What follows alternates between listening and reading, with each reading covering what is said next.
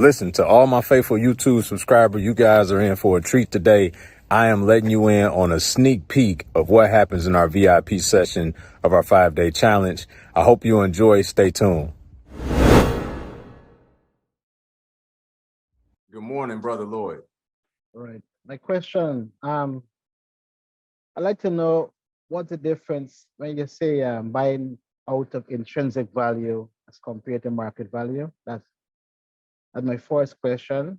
Yeah. And the second question would be what happens when you pull the equity of a property? Would that actually be applied back as a mortgage back to the original value of the property? Could you explain those two? Explain those two? Yes, sir. First of all, I saw your homework. I appreciate you getting comfortable with being uncomfortable and pushing through your apprehension. And it was a phenomenal video, by the way. Well thought out, great points that you made. So just big shout out to you on that, Brother Lloyd. Absolutely. To answer your first question, the difference between intrinsic value and actual value, okay? So there's certain things that happens during a renovation that actually adds actual value to the house, okay? And so from an appraiser perspective, there's going to be bed bath count, square footage, all of those type of metrics actually adds value to the house, actual value, okay? This is how we look at comps, comparable homes. However, there's certain things that don't. So like whether you put level 1 granite or quartz in the property, that's gonna give more intrinsic value to that buyer, but it don't add actual value to the property, okay? If you go in and you put certain tile choices in the bathroom, that's gonna give more intrinsic value to that buyer, but not actual value to the property. So, and also when an appraiser is looking at a property, they're measuring above ground heated square footage.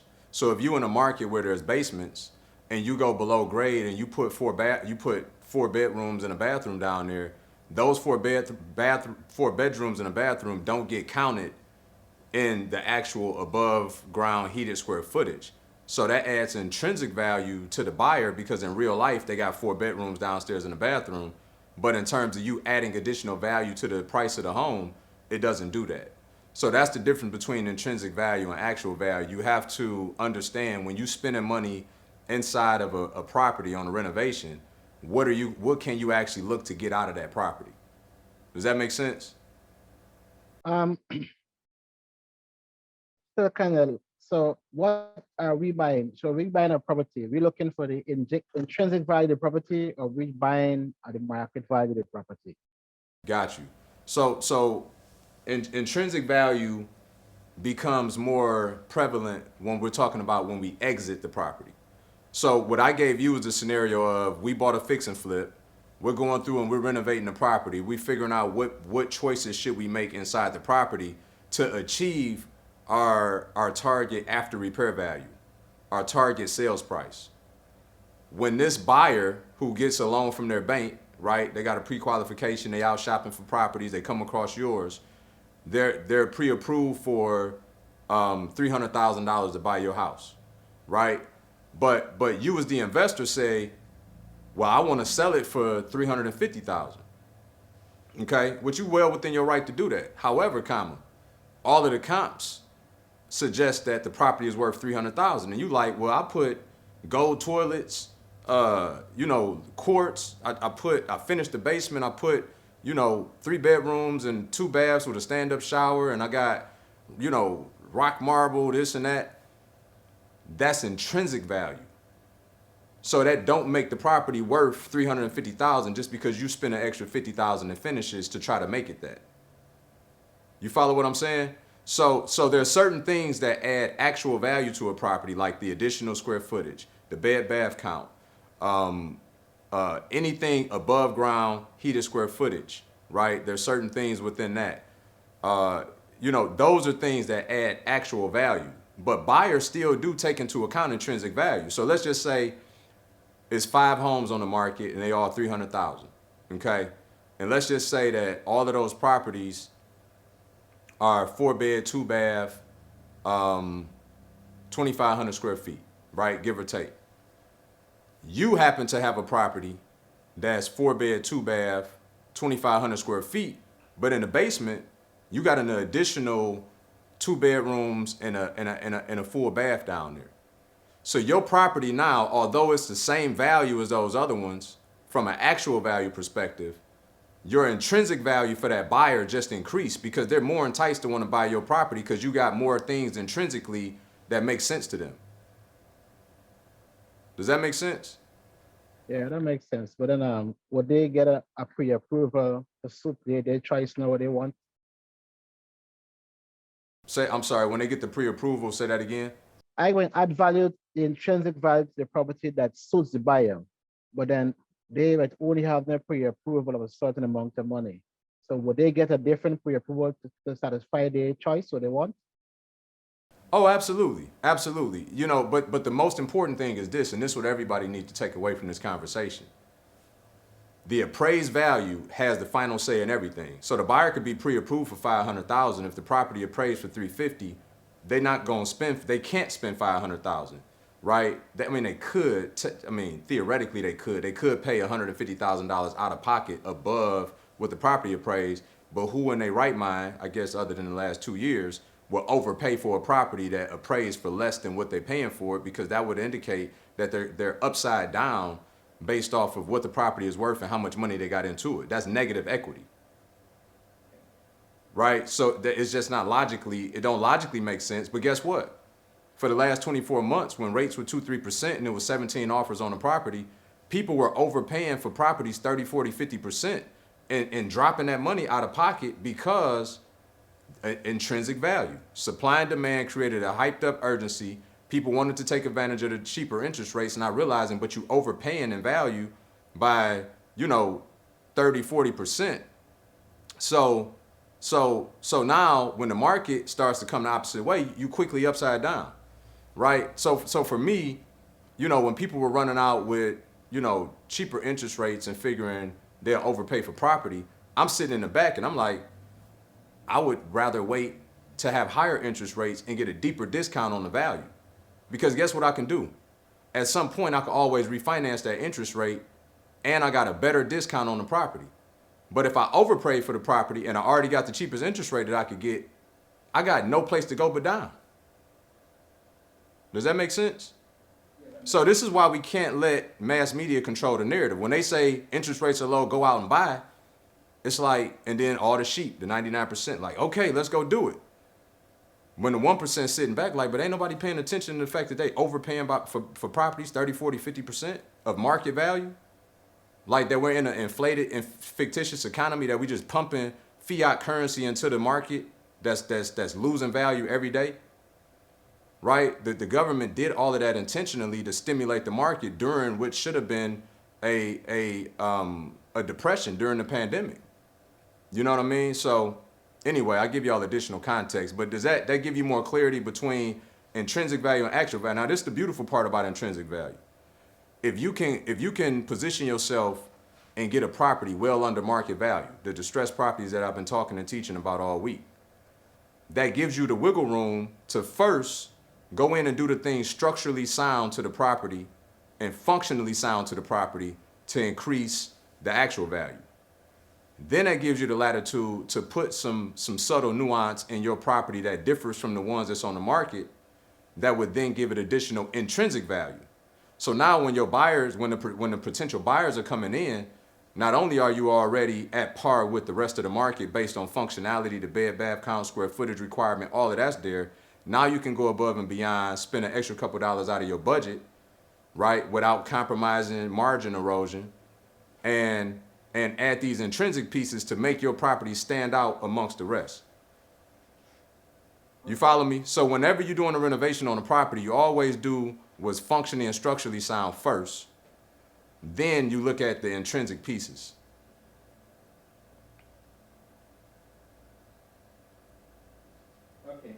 Okay? And then the second part to your question about the equity piece is so essentially when you go and get the HELOC, you were talking about getting a HELOC, right? Is that what you were asking? I was talking about after putting equity out of the property, is that money counted now as another mortgage to the property? When you say pulling equity out, what do you mean though? Do you mean doing a refinance, or do you mean using a home equity line of credit? Just make sure the right question to figure it out.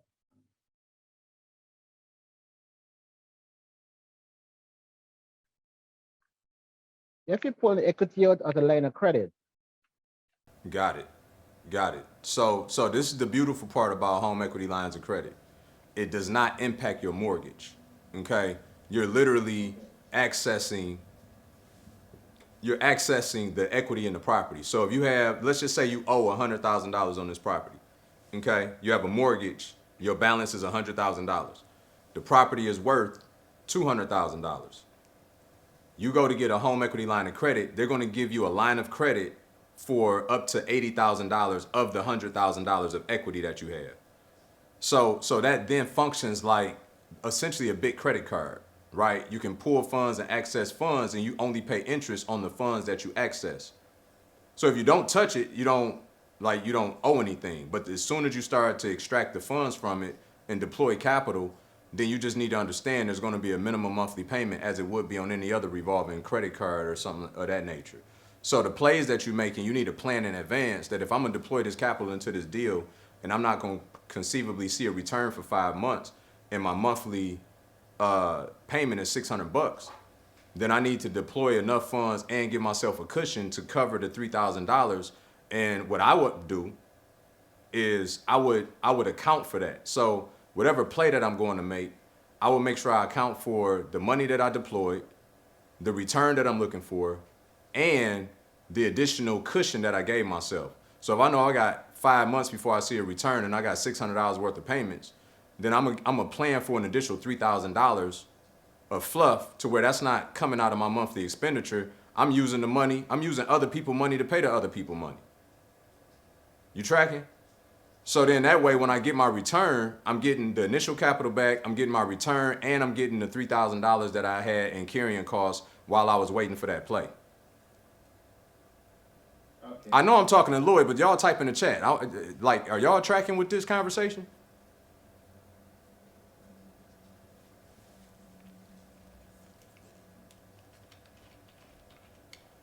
Because it done got heavy real quick in here. I just want to make sure y'all picking up what's being put down.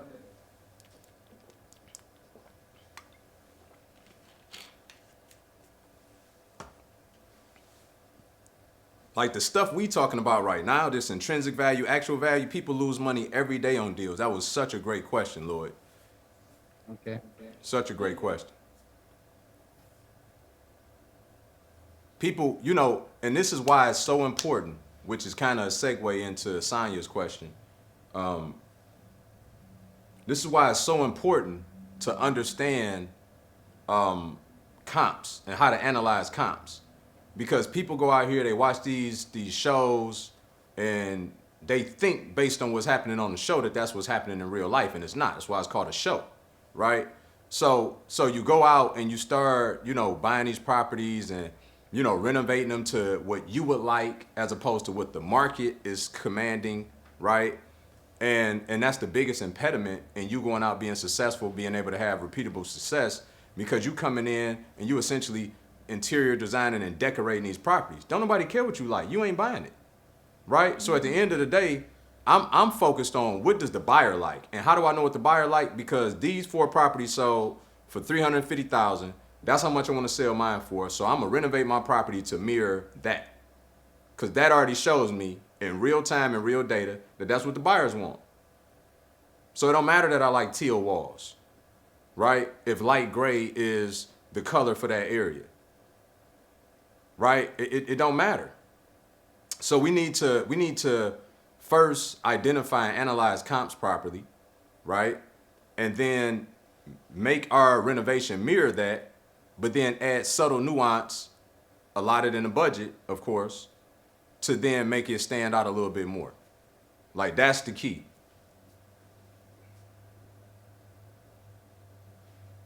Okay, thank you. Yeah, I'm sorry, brother. Well, I didn't know y'all was still talking to you. I was talking to everybody, but. Okay, so do you want to segue into Sonya's question real quick? Yeah. You want to read it out loud?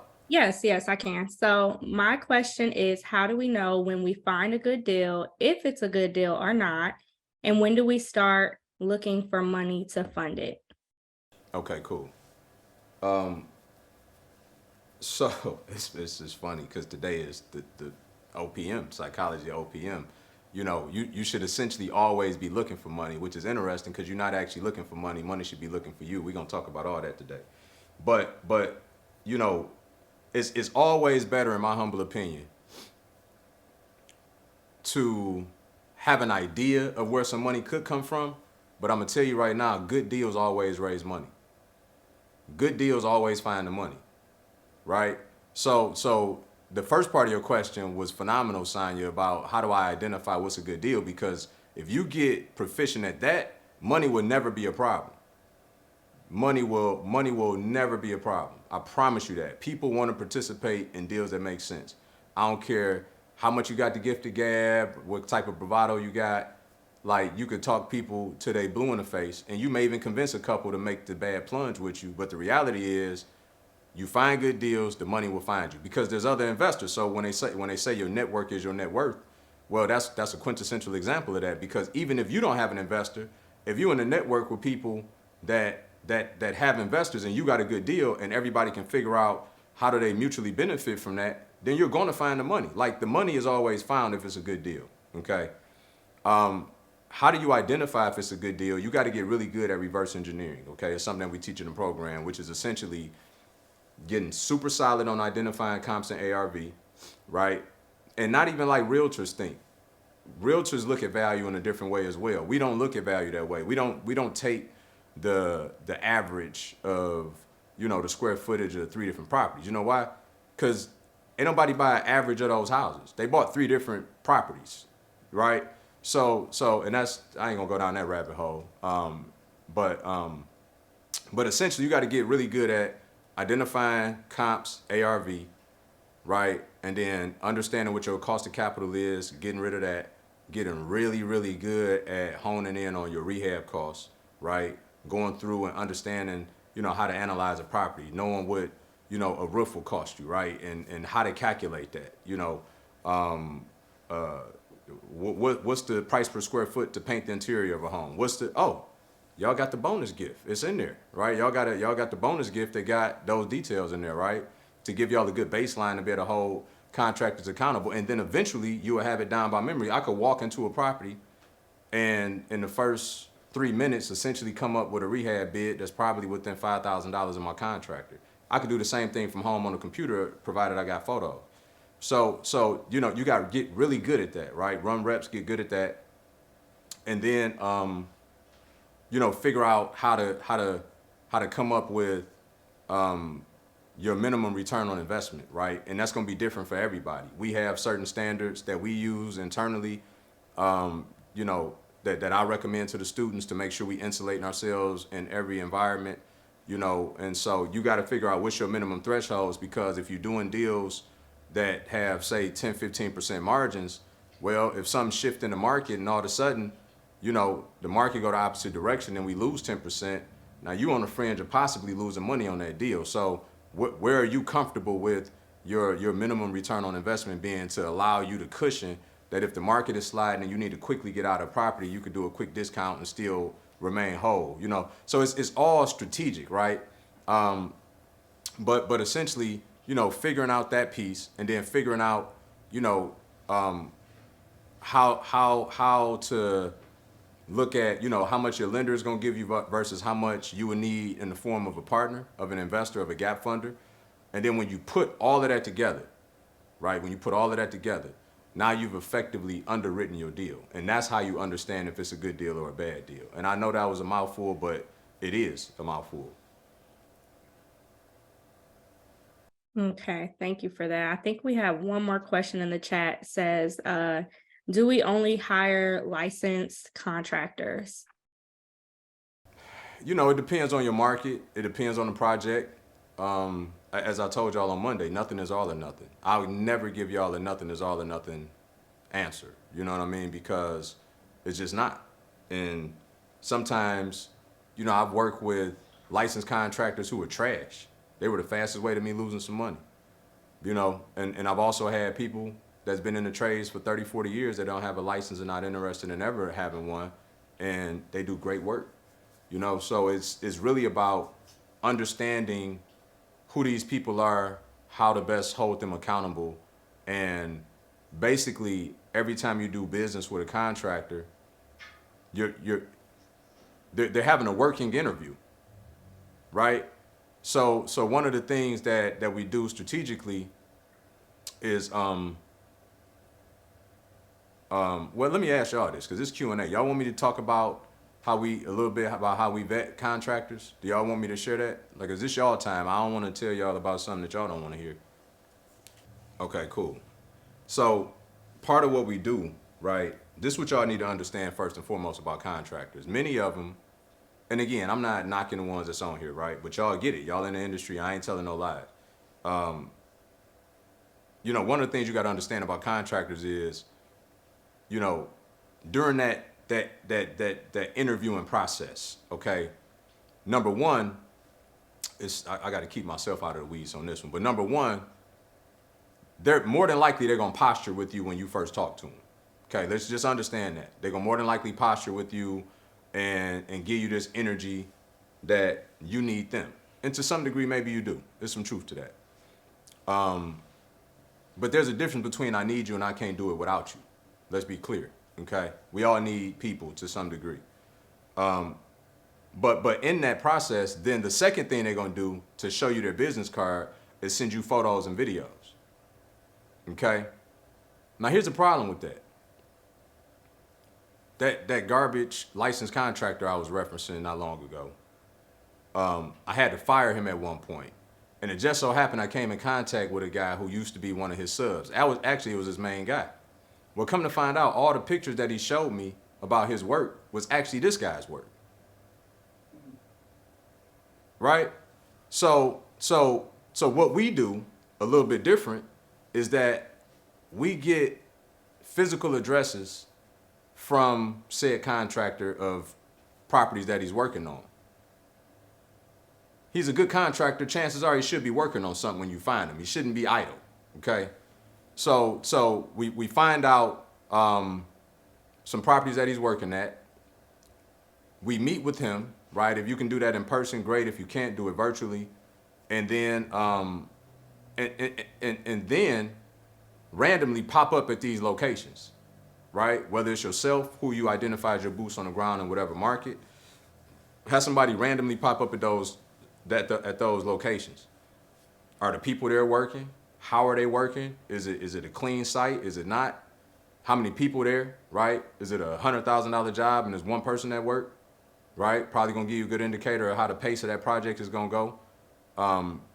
So you have to understand that, and everybody got a website, everybody got photos, but I'm telling y'all right now, it's not worth nothing. It's just not. And there's a very small percentage, like any other industry.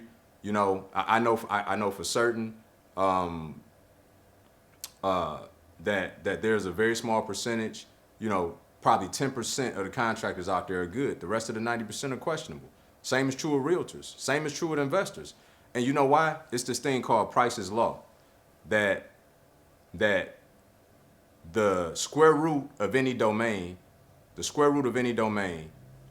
right, is accounted for 50% of the production in that domain. So what does that mean? So if it's 100 people, if it's 100 contractors, 10 of them are responsible for 50% of the production in that domain. Well, what does that mean? What that means is mediocrity scales exponentially, and excellence scales incrementally, which is why it's 1%ers and 99%ers, which is why out of, you know, all these agents, only 10% of them are good. Mediocrity scales exponentially and excellence scales incrementally, which is why it's so important to get out of the bottom. That's where it's crowded at. Because when y'all get to mastery level, that's why I keep trying to advise y'all not to be worried about hustling. Worry about mastery. Worry about becoming efficient and proficient in what you do. Because there's less competition up here. Right? I could go on, but I hope y'all got the point. All right. If they, I'm just reading some in the chat. If they are too eager for a deposit and available immediately, red flag. Absolutely, bro. Absolutely. All right. So next person is Jenica. Jenica. Jen, what's up? What's going on? You playing hooky from the hospital? Yes. Okay. All I hope right. this is I Friday see because I'm supposed to be at work. your whole energy was suggestive that you was not at work. You know what I'm saying? Right. Well, I had a real quick question for you, but when you were going down the list yesterday, active, passive, I got it. Trifecta, you said you list flips, you list wholesale, and then you list 15 cash flow. And I was like, I need you to evaluate on cash flow because I kind of was, I just wanted to make sure, because you made it look like it was different. So I just wanted to make, I need to know the true difference in true cash flow. Yes, ma'am. Yes, ma'am. Yep. So what I was referencing was so in the flip model, right? We were saying that we had an average, I think we said an average profit of 50K, that we would need to do 20 of them in a year in order to get to $1 million, right? And then in the wholesale model, I believe we use an average profit of 20K, and we said we need to do 50 of those to get to $1 million. And so then I showed in the trifecta where instead of doubling down on just one vehicle, you could use a combination of several, and you can do, say, 4 flips to garner you 200,000. You could do 6 wholesales that I think was like 150, and then you could do 15 cash flow properties that if they had $50,000 worth of equity in them, that you could build out a $750,000 portfolio by doing 15 of those cash flow properties, which just simply means going out and buying 15 rental properties. Does that make sense? Yep. Okay. Thank you. Yep, good question. Always ask for clarity, man. I love that. Always ask for clarity. Awesome. All right. So the next person I'm going to call on is Sabaya. Hey, Brian. Yo, How are you? I'm good. How you doing? Hi, everybody. I'm Sabaya. Hold on. Where you at? I can't see you. Hear me? Oh, she moved up. All right. There we go. All right, now I got you. Hello. What up? Should I have questions? Should I start with questions or how do you want me to? Yeah. Start with the question. Okay. So in typical Smith family fashion, this deal was going too smoothly. And now, of course, something has to happen. I didn't think it would be this drastic, but I knew something was coming because it was going too smooth. Okay. So we're supposed to close. So for context for everyone else, we're doing a deal right now.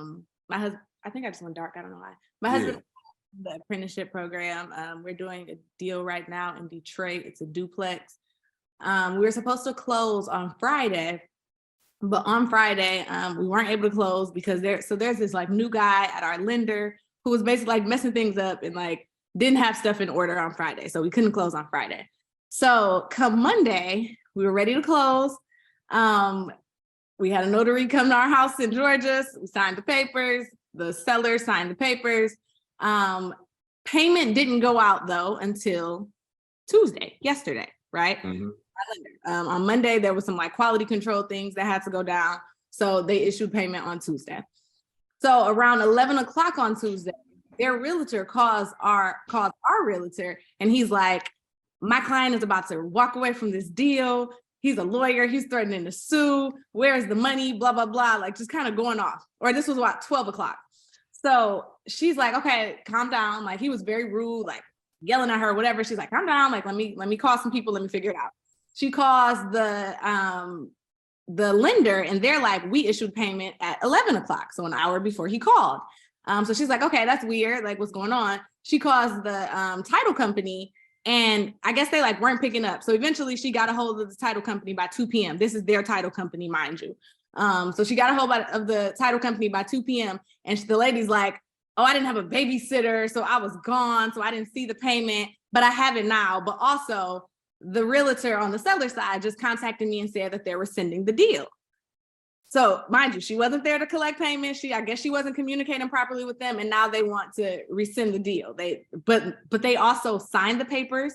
Granted, like we didn't sign on Friday like we were supposed to, but they showed up on Monday to sign the papers. The money is with the title company. We've sent all the money. The lender has sent all the money, and now they're like, we're walking away from the deal. So my realtor yesterday was like, what's going on? Like she kept trying to call. He's like, their realtor isn't answering the phone. He's being super passive. And then he's like, give us to the end of the day and he's gonna let us know something. So this was end of day yesterday. So we didn't hear anything yesterday. This morning she calls us and she's like, he said that like they won't budge. They're gonna rescind the deal. So let me ask you a couple questions. Number one, what was the contract date for? The initial closing date Yeah. was Friday. So on the purchase agreement. On the purchase agreement, it says Friday. Yes. Okay. So technically, y'all out of contract by Monday, Tuesday, right? But there's nuance to real estate law, and that nuance is intention, right? So although the contract stipulates certain things in black and white, there's still perceived understanding of intention in a transaction, okay? And with that being said, what y'all need to do now is get with an attorney, okay?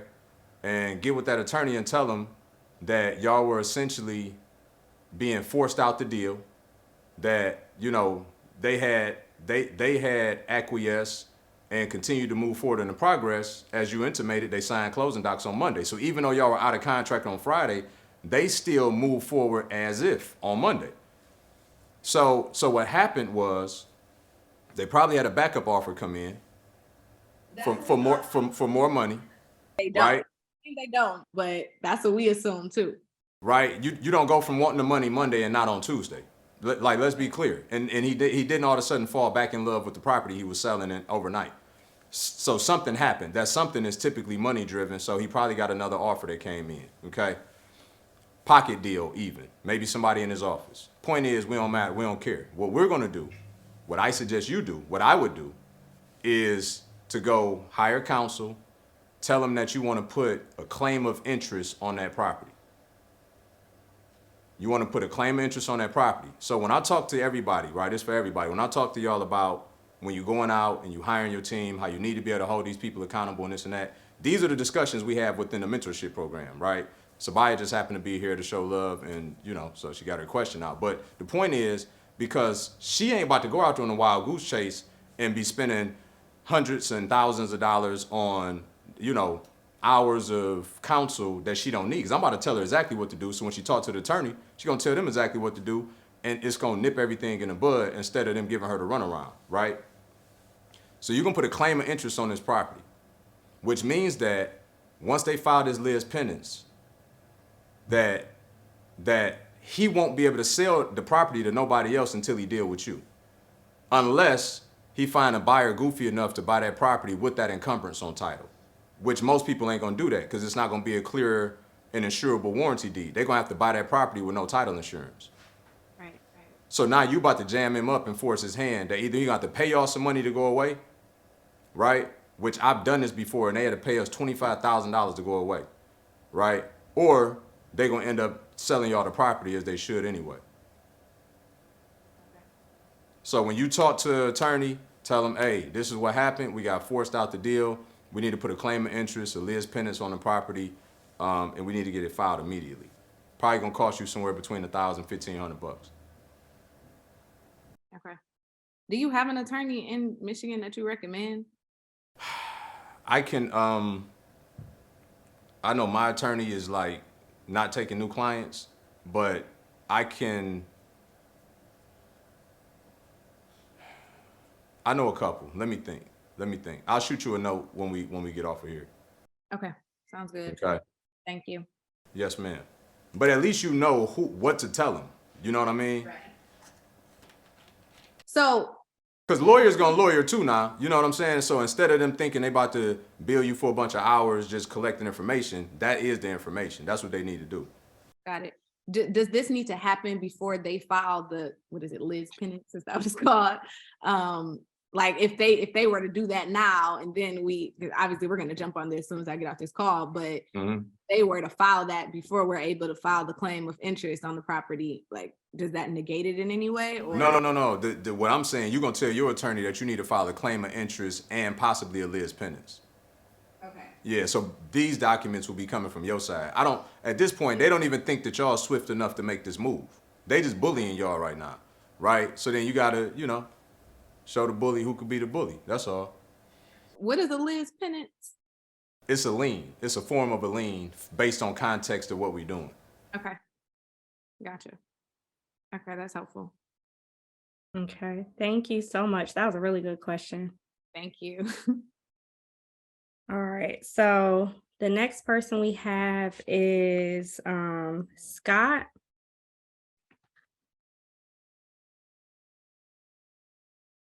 Hold on, I'm gonna have to unmute. Okay, there we go. All right, I was able to take myself off on mute. How's everyone today? Good, thank you. Good. Shout out to one of the good contractors out there. I know Scott actually get it done. He worked with one of our apprentices, so. I appreciate that, B. I really appreciate that. Yes, sir. I really don't have a question today. Kind of had a question yesterday, but it already got answered. Just want to say thankful for all y'all and good luck, man. Somebody else take time to ask a question that they need to. I'm here for the team. Yeah, hey Scott, if you don't mind, man, while you're on camera, as a licensed builder, right? And you actually one of the good ones. I can stand on that. Like I said, I seen the proof in the pudding through some of my apprentices projects. What advice could you also give? Because you come across, I mean, you work with them, right? Everybody ain't like you, and so what advice could you give to the group as well from your perspective as a licensed builder?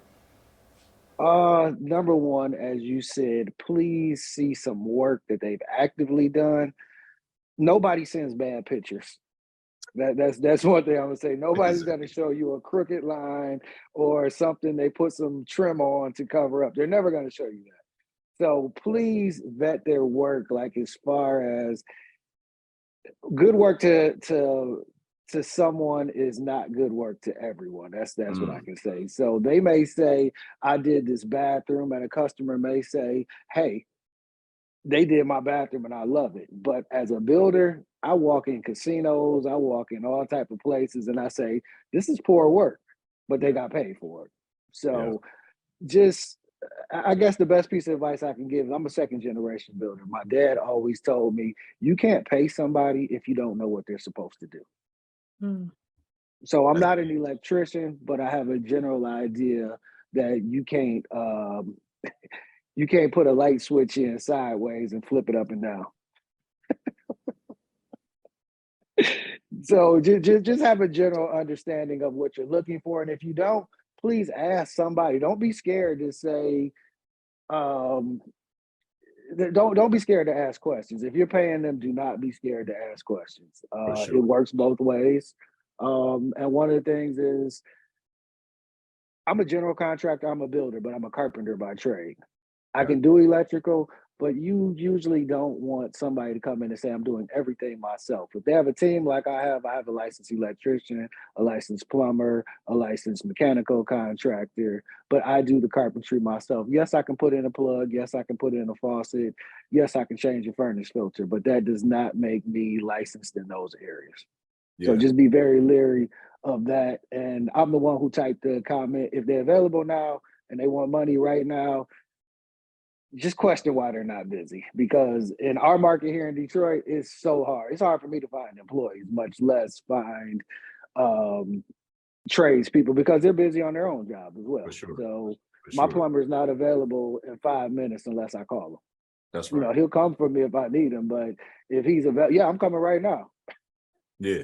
And don't pay them 15 minutes before they're done. That's Yeah, that's the last jewel I give you. Exactly. Wait till they're done and they're complete and they're paying. But if you pay them 15 minutes before they're done, that's the last time you're gonna see them. I promise. That's right. Yeah, that's good stuff, Scott. Appreciate the insight, man. And you actually sparked a thought for me, which is the contractor that come on your job site and said, so you say, okay, cool. So you've been doing this for 20 years. So like, what are you good at? Oh, I'm good at everything. What that tells me about that individual is they're not clear on what their core competency is. So if you don't know what you're good at, either you lying to me or you really don't know what you're good at. Either one of them are dangerous for me. So you're not my guy, right? You should be able to tell me from a core competency perspective what your strength is. That's why I'm asking you, what are you good at? Because I want you to do that part. You know what I mean? And so I cringe when people tell me that they're good at everything, because a master of many is a master of none. And as y'all been hearing me echo that sentiment all week, you want to work with people that are masters at what they do, period. And I said it earlier. If y'all check out my homework, stay in your own lane, but don't be scared to use your blinker. That part. Yeah, I mean, you have to That part. learn. I'm a builder, so I'm the first one in and the last one out. That's how it works. They leave all the garbage for me. They leave everything. I might have to put on a cover plate, but that does not make me an electrician. I just know how to turn a screwdriver. That part.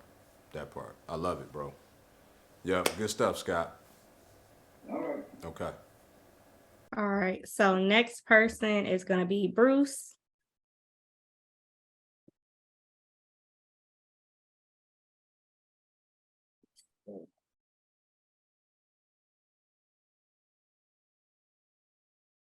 Can you hear me? Yes, sir. All right. Good morning, everybody. B, what's up, man? Brian, hey, everything's good. Thank you. Good. My question is, I guess it segues into our topic today, the OPM magnet. I found a 72 unit apartment building in How Metro many? Detroit. How many, Bruce? 72. 72. 72. Okay. And it's about a fourth occupied. And they want like 1.5 for it. So I was really interested in figuring out, okay, in my situation, I got some capital. Like I got just say 6 figures to put down on something like that. Do you recommend, I guess it's a 2-part question. Do you recommend going towards that part? Like because my goal is 40,000 a month, right? So 4 doors, 40,000 a month. That's the easy route to it. That's what I've been focused on. Okay. But in the process, do you think going about something like that first before you go about a duplex, triplex, quad is better, or how would you go about So, first of all, I appreciate you asking the question because it's full of wisdom, right? The There's some people that jump right into commercial multifamily, right?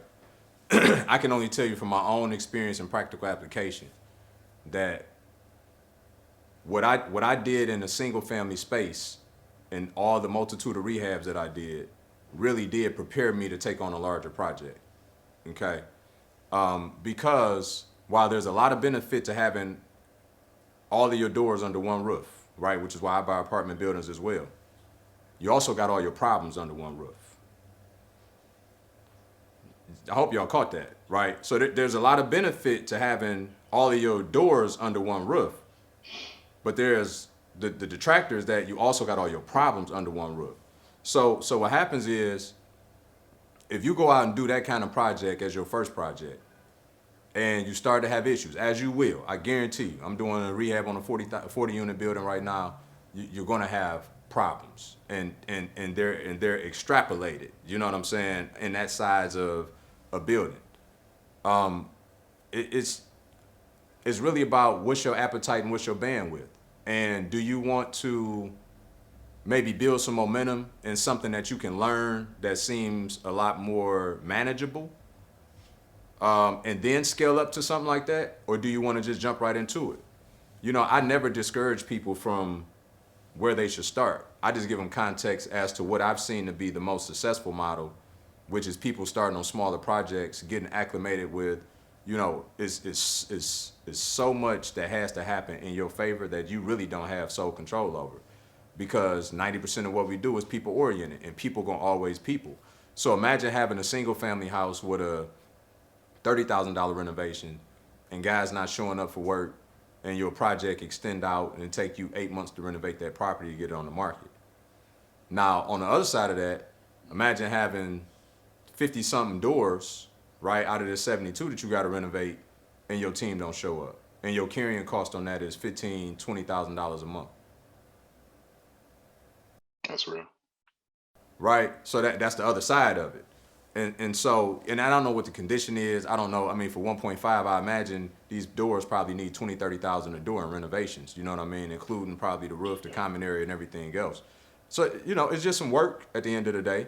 And if the value is there, right, it's a good deal for somebody. I don't know if that's the best deal for you at this point.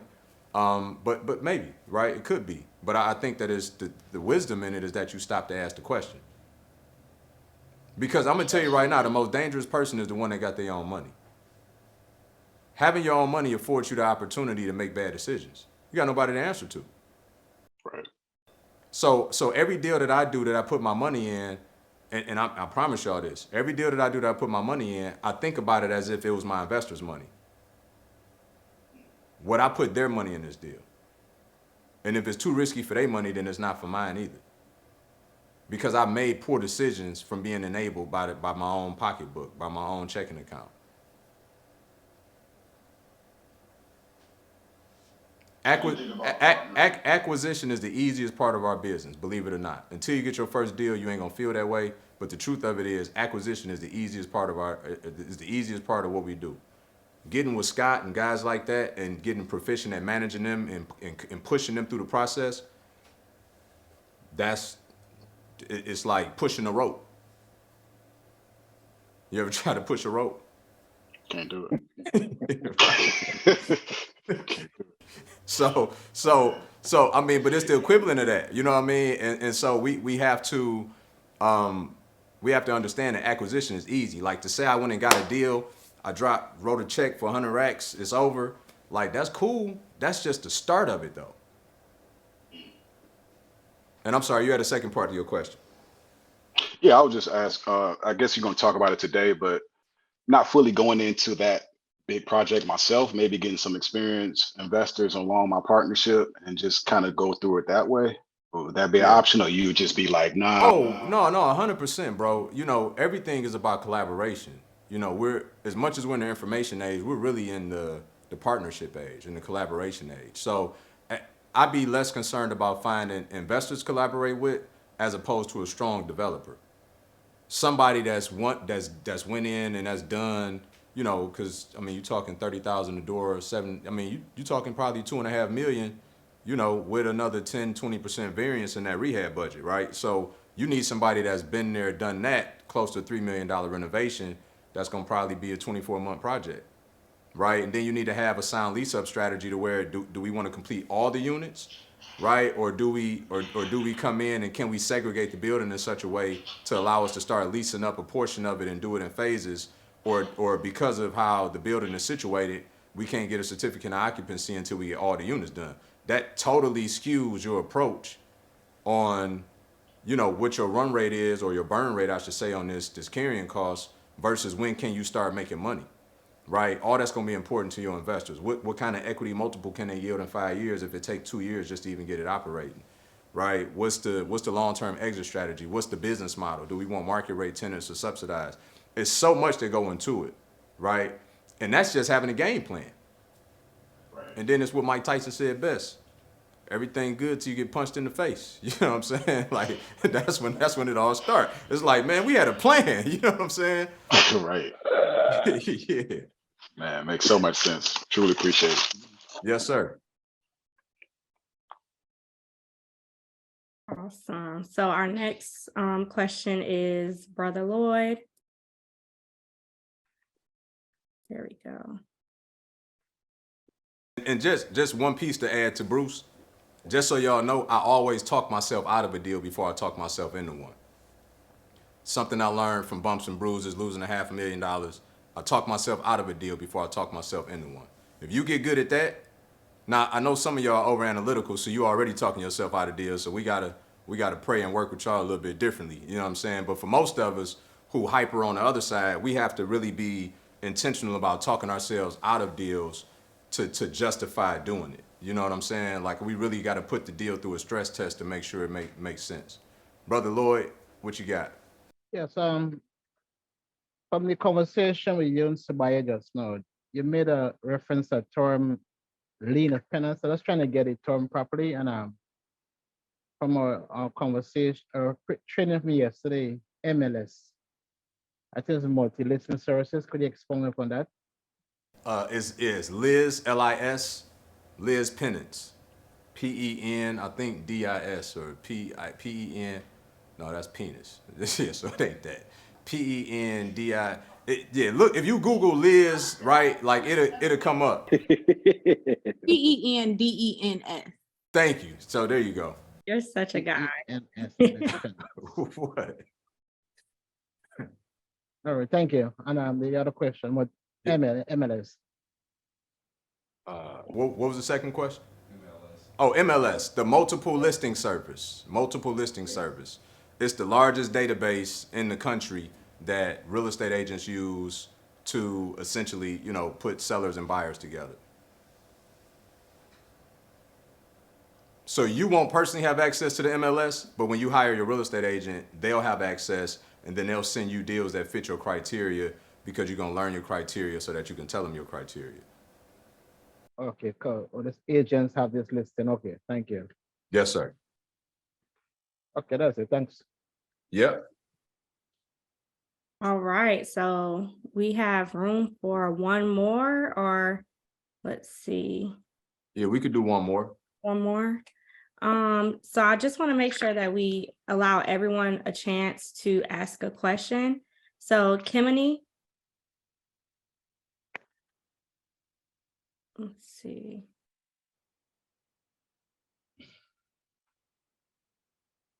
I'm not sure if he stepped away. Okay. And then, okay, there we go. Yeah, Just want to I'm make sure everyone gets an opportunity. I'm going to go ahead and spotlight you. Where are you at? Okay. Yeah, you can go ahead and ask your question. Yeah, I'm doing a couple of different things. Yeah. I actually really didn't have a question, but I was thinking about something yesterday. Is it advantageous to have a real estate license, or do you need one? I know you don't need one to do this, but I was thinking about getting a real estate license also. Pros and cons to that. Is it a conflict of interest rather? You cut out just a little bit, Kimini, but I'm gonna try to answer it, and you let me know if I missed something, okay? I heard most of it though. So you don't, you do not need a real estate license, as you already intimated. But so I had my license for a small stint back in 2009, right? For me, I had the luxury that I started investing in 2006. So when I got my license in 2009, I started going out and wasting a lot of time on the weekends, as a real estate agent does. That's why I got a lot of respect for them, although it's not a lot of good ones and I give them a hard time. But I got a lot of respect for them because they spend a lot of their time getting their time wasted, which is why, having the luxury of being an investor first, I figured out, why would I keep spending time, wasting time with people to chase 6% when as the investor I make 94%? So for me, it was a no-brainer. I put my license in escrow, I was done with it. The advantage that it gave me though, so just so we know, right? Every time we learn something, make us more valuable. Like, let's be clear, right? It may not make an immediate impact in a certain context, but every time we learn something and we make a deposits in ourselves, it increases our value. So it was not a lost opportunity. I just figured out that wasn't an avenue by which I wanted to travel because I saw that there was a better and higher yield on my time investment. Okay. So with that being said, what it did though, is it gave me a certain level of respect for agents because I understand what they're going through and I work with them better, right? Because I understand what they're challenged with on their side. So although as investors, sometimes we don't have a lot of working knowledge of what agents are up against and their fiduciary duty and all of the things that they got hanging over them in terms of, the red tape that you were talking about. So I have a different level of appreciation because I also went through the process of getting licensed and I understand what that looks like. Sound like I didn't explain this whole answer and he was stuck or dropped off. Yeah, I think he lost service. Yeah. So it'll be on the replay, Kimini. Yeah, or he could ask. Yeah. So I'll finish answering it. Thank you, Nichelle. You see, that's what I'm saying. You gotta have your team, man. I'm thinking I gotta say it all over. She like, it's a replay involved. On the replay, y'all. Thank you. So to finish that thought, it's not a bad idea, but it certainly ain't a prerequisite, right? Before y'all start going to invest money to have to invest more money, right? Because once you become an agent, you got to continue to pay fees to have your license hung. You pay fees to have access to the MLS. And I even, for any agents that's on here that want to become investors, we got probably 50% of our apprentices are licensed agents. And I recommend to all of them, find an agent and hire an agent to be your agent as an investor. Don't try to do both, right? Let your retail business be your retail business, and then go hire you an agent to be your agent as an investor. Because of what I just said, you want to make 6% or 94%. So you have to shift the way that you think, because now you got a different skill set that let somebody else go make the 6% and send you the stuff you need to look at while you focus on going to make your 6% with your retail clients if you so choose to continue to work that arm of your business, right? Don't try to spend hours on the MLS sourcing your own deals. It's a poor use of your time. You need to be able to look at deals, evaluate them quickly, and then go out and make sound decisions and make offers and go make more money, right? That's the idea. So I hope that answers Kimini's question, you know, in its totality about whether or not he should go get a real estate license. My personal opinion, if you're getting a license for the purposes of thinking it's gonna make you a better investor, don't get it. If you're getting a license because you like retail real estate, then get it, right? And to some degree, it maybe will complement based on overall knowledge, but it has no bearing on whether you're successful or the amount of success that you have as an investor. All right, so we have one more question from Elijah. Okay. And I just saw your question in the chat about the replays. So the replays are located in the Facebook group. They're only up for 24 hours, just for the nature of the challenge. So make sure if you want to watch, you know, the specific date, that you watch it within the 24-hour time frame. So I'm going to spotlight Elijah. Okay, there you go.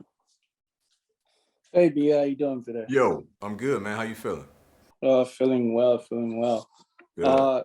I remember if it was yesterday or the day before, you spoke about the using the MLS to wholesaling. Mhm. Now, can you elaborate on that process for me just a little bit? Sure. So you're gonna find deals that you're looking for, obviously, right? So you're gonna come up with some criteria. You're gonna understand the buyers in your market and what they're looking for. Buyers being investors, right? Of course. And then you're gonna write your offer and submit it as if you're buying the property. Do you have the agent write the offer, or do you write the offer yourself? Yeah. You're using an agent. You're gonna submit your offer as if you're buying the property with your agent. Okay. Okay. You're not gonna disclose to your agent that you're wholesaling the property. So for the agents on here, y'all can plug your ears on this part, okay? You're not going to disclose to your agent that you're wholesaling the property unless y'all had that kind of relationship, right? So you're going to write the offer. You're going to extend out your due diligence period to make sure you got enough time to go find your buyer. You get your buyer, then you're going to have a separate assignment contract that you're going to do the B2C with. And then after that, at some point before it gets to the closing table, you will disclose to your agent, but that's going to be all nuanced. So I can't just tell you that right now because it's situational, right? But you eventually will tell them, and then after you do it and they see that they get the same commission whether you wholesale it or buy it, now you got a friend and you just go do more of them. Okay. Well, one last question. The only reason I asked this question you got. is because. Okay. Yeah. We got 1 minute. Okay, so I have a friend of mine that just referred a property to me, and the property is for $400,000. Okay, hold that for me until tomorrow, Elijah, because that's gonna be two contexts. Let's answer that one tomorrow if it's okay. Okay. Okay, because I don't want to give you the short end of the stick. I want you to be able to elaborate on that. So before we get started into day 3 of the iFlip challenge, Sabaya, I wanted to just call you up so you can share your experience in the mentorship program. Absolutely. So I've been in the program since I think last April, maybe. So coming up on a year. Me and my husband are in the program together. Honestly, it's been such a great experience. Coming into it, I think we had a pretty solid, kind of real estate understanding or background, I guess. We had done a flip in Alabama previously. My husband has always known he wanted to get into real estate. So we took a lot of classes and went to all these seminars and watched every YouTube video and that kind of thing. I have a financial services background, so I was like familiar with like modeling and that kind of thing. So all of that was great coming in, right? But what we didn't realize we needed prior to like finally being like, all right, we got to get a mentor, was a mentor. Because I think, not to knock any of the like YouTube videos or classes, because I think VBR even offers like similar like real estate type classes, not to knock those because I think they're great and they provide a really good foundation for like your just general understanding of how real estate works. But what they don't provide is that like there are always these like small details that they just kind of miss out on that you really, really need to really fully execute a deal. And just in general, right? So like I just kind of described the situation that we're having with our deal. I couldn't have learned that from a YouTube video or from some class that I was taking, right? They definitely do a really good job of giving like general information.